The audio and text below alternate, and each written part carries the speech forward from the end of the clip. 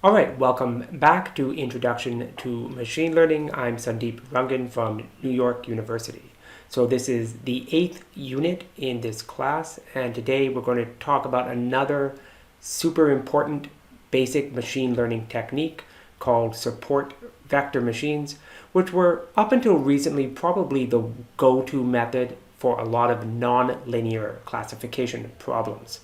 So to motivate SVMs, I'm going to start talking about, for the first time, image classification. I'm going to show you why linear classification techniques fail for these types of problems.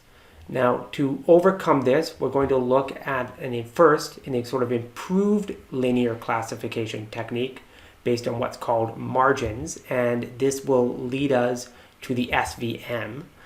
And then from there, we're going to talk about what's called the kernel version of the SVM, which allows it to be able to do nonlinear classification methods and gets much better types of results. We're going to show you how to implement that and code it up in Python. There's some parameter selection. I'm going to show you how to do that too. So to motivate this, let's start with a very classic digit recognition problem, which is the MNIST digit classification problem. So if you've done any machine learning class, you've probably come across this data set. MNIST, or the NIST part of MNIST, stands for the organization that created this data set, and it was based on census forms. This is back almost 30 years ago, 25, 30 years ago. And at that time, these census forms were filled out by hand, and what you would have to do, what someone would do, was manually transcribe the numbers that were on that census form. So what they wanted to do was create some kind of automated digit recognition. That's super easy to do today. There are systems which can do this very easily, but at the time that wasn't a trivial problem. So MNIST, the organization, created this data set of these handwritten digits, and machine learning researchers could try to test their best algorithms in trying to identify the digits from this. This went on to become really one of the staple benchmarks, and also a very good data set for teaching, which is why I'm going to use it here as well. So a lot of research has happened since this data set was created, and there's a whole bunch of methods that people have tried.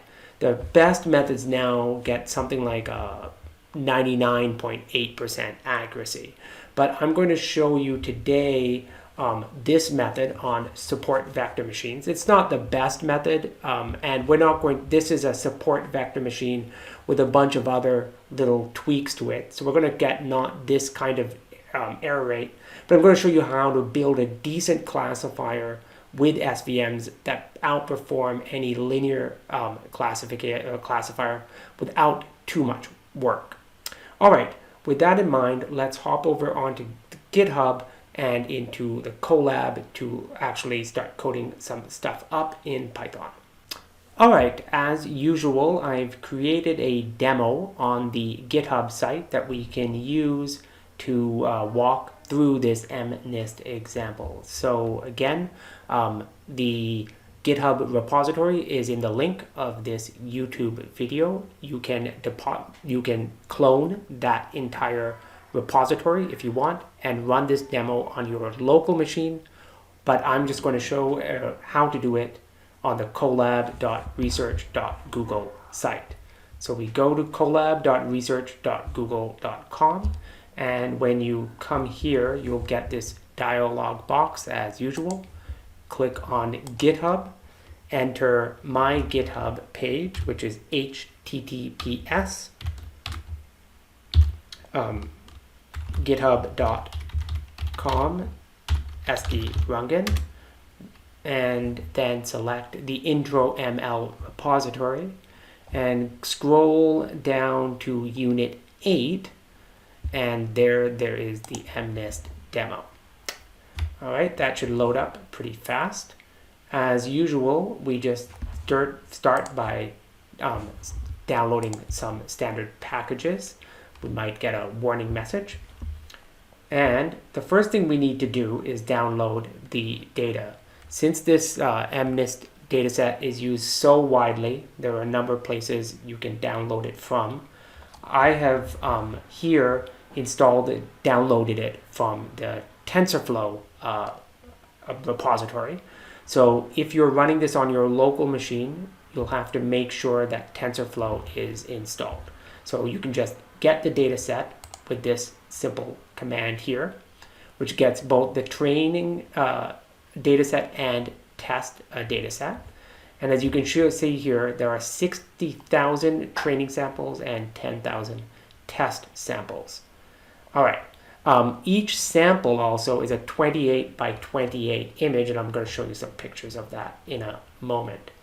Now, the first thing that we're going to do is take each one of these 28 by 28 images and create a 784 dimensional vector. So instead of it being a square, it's just going to be a single vector. 784 is 28 square. And we could do that with the reshaping command here. And I'm also going to rescale it. So black and white images are typically stored as pixel values from 0 to 255 as integers. I'm going to convert that to a number between -1 and 1. And that is what this code does here. All right, so now we have if we just take a look at the shape of this, just to illustrate. We have on the training data set 60,000 records, that's 60,000 images, and each image is represented by a 784 dimensional vector with the values of each pixel being between -1 and 1. All right, let's just take a look at what these images look like. So I've created this little function which plots the digits. If you want to plot a square image or a rectangular image, the main function you want to use is this image show. If you're used to MATLAB, it's the same syntax, and we tell it here that we want it in grayscale. Since I'm going to be plotting images throughout this demo, I've just created this function, and then this code here just loops over a bunch of digits and plots some randomly selected ones. And when we take a look at this, we'll get different random digits each time. We see what a typical digit looks like. So this is a 28 by 28 image here. And in this case, of course, it's 3, then 5, and 5. And what we want to do is somehow looking at this, try to determine which of the 9 possible numbers that was written here, this handwritten digit corresponds to. Now, you can see here, at least in these 8 examples that I've plotted, a human can do this task very easily. It's totally clear what digits all of these are. And in fact, I think if you look at overall the digits, humans get more than 99% correct. Most of the time, the handwriting is pretty clear in these digits. But getting a computer to do it is another task, and that's what we're here for today. So let's start with the most basic method we can think about, which is using the techniques from Unit 6 on logistic classification. So remember, this is a classification problem because I have a 784 dimensional record, and what I want to do is map it to one of 10 classes. Now, one of the problems with running training a logistic classifier for this type of problem is that the data set's quite a bit larger than the ones that we've been dealing with up to now. So if we try to train a logistic classifier on the whole data set, it will take a little while. It can be done, but just to speed things up for the purpose of this demo, I've just randomly selected 5,000 of the digits here for training. So remember that we actually have 60,000 total digits, but I'm just going to do training on 5,000. You'll get a little better results if you use all 50,000, but not that much better, and I'll talk about that momentarily. All right, well, to train it, it's fairly straightforward. As usual, we just create a logistic regression object and then fit on this data. In Python, just 2 lines. The only issue is that this is so long, it takes a train. We have to pick the optimizer carefully, and even then, we'll have to wait some number of minutes. Okay, to fit it, we just run this cell. Now, I actually just paused the video and ran it because for even with 5,000 samples, this takes several minutes to run. But you can go ahead and run it, and when you run it and you wait about, I don't know, maybe 6 minutes or so, you will it will complete. But even then, it will tell you that it kind of ran out of iterations. But you're going to get okay. Well, we'll see what kind of results we get. All right. Because it takes so long to run it, before we want to continue further, it's useful to save the results. And for that, there's a very useful package called Pickle. And basically, Pickle, what it can do, it's actually, in computer science jargon, it's called serializing. It takes any object and then creates it in a format that it can be written, for example, to a disk. So that's with this pickle dump command, and I'm just going to throw it into this file. So in case I need it again, I can then recover it with this reading command pickle load. So that's very useful in machine learning. As we get further on in this class, we're going to do more and more complicated fitting. They'll take time, so you definitely want to try to save the models like this. All right, now that we've saved it, let's try it out. So to try it out, I'm just going to pick 5,000 random test digits, measure the predictions of our classifier on this, and we get an accuracy in this case around 89%. That sounds pretty good, 9 out of 10 times, but it's actually much worse than what you could get with the methods I'm going to show you going forward. And to get an idea about why there are a lot of errors, first let's just plot some of these error cases. So what this piece of code does is it finds some examples where the test does not match the actual samples and then just plots them. And we see here some of the errors. In this case, the true digits are 5, but the classifier thought it was 8. And this confused it the other way around, 8 for 5, 8 for 7, and so on. So in this case, all of these 4 digits, a human would have had no problem at all seeing that this is 5884. But for some reason, the classifier got very confused. Okay, to understand what happened and what went wrong with our simple linear logistic classifier, let's go back and revisit what actually happens when we try to do image classification with a linear model. So as we've described up to now, we have our digit, which is a 28 by 28 array. We convert it to a 784 dimensional vector. And then the first thing that the logistic classifier will do is we'll multiply these by a weight matrix to create one output for each class. And these outputs are called the logits. And then we go through what's called a softmax operation, basically to pick the highest logit. Now mathematically, if you look at the weights, there'll be one of these rows for each class. So let's call that WK. And in essence, what it's doing is it's taking the inner product, if you like, of that row with the image to create the logit ZK. And I've just written that here as this form here.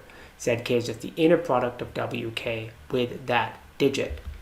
And what the softmax will do is essentially look at all 10 of these logits and then pick whichever logit has the highest values. So the question then to understand the classifier is to understand when are these logits for a particular class large. So the key to understanding when a logit is large is to understand the concept of overlap. So let me just explain this as follows. The first thing to recognize is that each digit WK will be the same, or sorry, not each digit, each weight WK will have the same dimension as the digit X. So because it has the same dimension, you can think of WK, the weight itself, as an image. And then if you think of the weight as an image, just to make this simple, suppose that both the weight and the image have pixel values that are just 0 and 1. Then when you do this, if you take the inner product between the weight and the image, you get this sum. And inside that sum, these terms will only be 1 when both the weight and the image are 1. And in that case, this sum is just counting the number of pixels that are in common with W and X. So in other words, the logic will be large when there's a high overlap between the image and the weight. Now, with that in mind, suppose I wanted to try to classify, see if an image is, say, the digit 0. Well, what I might do is create a weight which has a bunch of pixels where I think the 0 will be located. Then if I get a digit like this here, what will happen when I try to compute the logic, it will look at the number of pixels that are in overlap. And in this case here, they overlap very well, so that logic will be high, and hopefully our classifier will then say, okay, this is digit 0. But now suppose I take the same weight, but I take another completely reasonably drawn digit 0. A human can easily see that I'm trying to make a 0. I've just chosen in this case to draw it with a little bit of a slant. When you do this, the image is not very well overlapped with the weight. And it might actually overlap more with a different character. And so maybe in this case, the classifier will think that this is not a digit 0.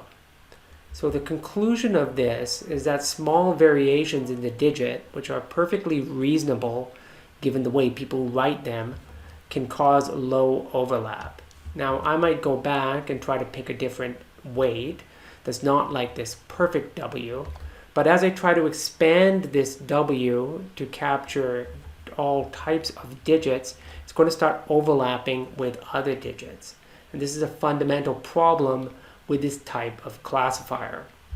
Just to make this more concrete, let's run the following simple experiment, and you can go back to the notebook to actually see the code for this.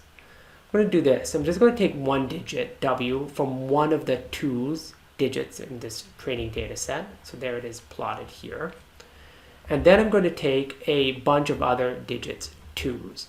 I'm going to just look at the inner product of W with each of these digits. So this is the inner product with the digit itself. It gets like 0.971.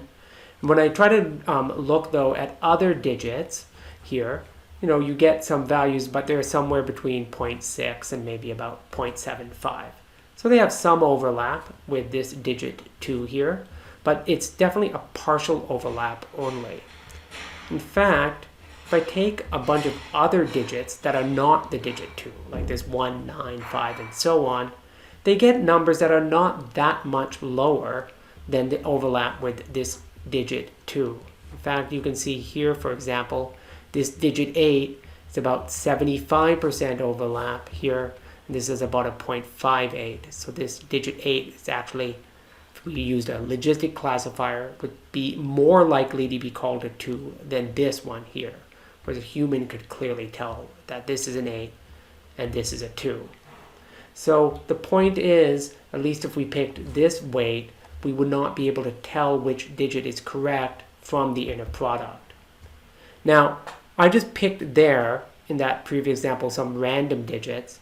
The classifier tries to find an optimal classifier, an optimal weight, but it looks like kind of a very blurry version of those digits. You can see kind of a blurry 0, a super blurry 1, and so on, maybe kind of a blurry 2. And it's blurry here because it's trying to get overlap with all the digits that are in the correct class that it's designed for, but trying to avoid other digits, and you get these masses here. Basically, this is, you can see here, it's kind of fundamentally the limitations of a linear classifier. So what we've seen is that if we use a linear classifier, it's going to be really difficult to do any good classification because of these rotations and translations and so on that are in the data set. We need a fundamentally better way than trying to do this simple method. Now you can improve it with some pre-processing, but what I'm going to show you SVMs can do, or SVMs at least with what's called a kernel trick, is be able to get a much better fit on these types of data. Before you proceed though to the next section, there's a quick example in-class exercise in the Jupyter Notebook. Go ahead and try that and then proceed on.